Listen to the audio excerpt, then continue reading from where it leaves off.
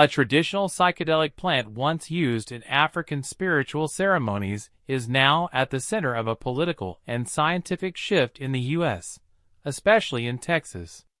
Ibogaine, derived from the root of the Iboga plant, has emerged as a potential breakthrough treatment for addiction, PTSD, and traumatic brain injury, particularly in military veterans. Though banned in the U.S. since 1967 and classified as a Schedule I substance under the 1970 Controlled Substances Act, Ibogaine is being reconsidered thanks to mounting anecdotal and clinical evidence suggesting powerful therapeutic effects. Texas is leading the charge. Governor Greg Abbott recently signed a bill allocating $50 million toward FDA-approved clinical trials, positioning the state at the forefront of psychedelic research.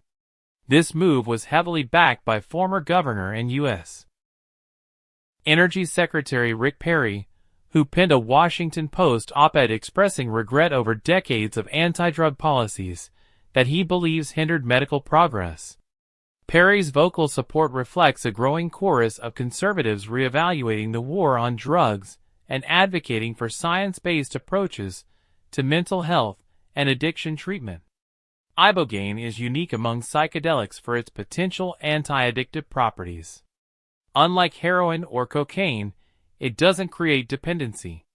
Instead, many users report profound introspective experiences and long-term relief from substance cravings. But it's not without risks.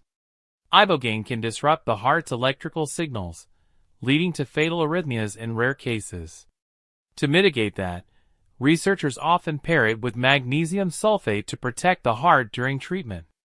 Veterans have played a crucial role in shifting public and political opinion.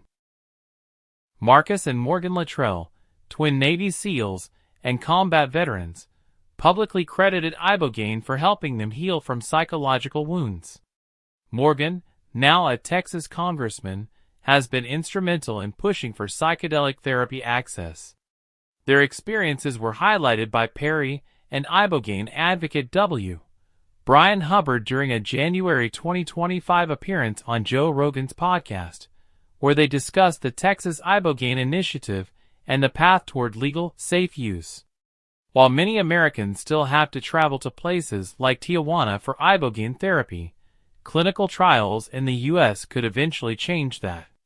A Stanford study published in Nature Medicine showed promising results in 30 male veterans, with improvements in depression, anxiety, and cognitive function. However, critics remain cautious. Supply challenges, ethical concerns around sourcing the plant, and the lack of broad randomized studies make scaling Ibogaine treatments difficult. Still, with Texas leading and bipartisan interest growing, Ibogaine may be closer than ever to gaining FDA approval as a legitimate mental health treatment.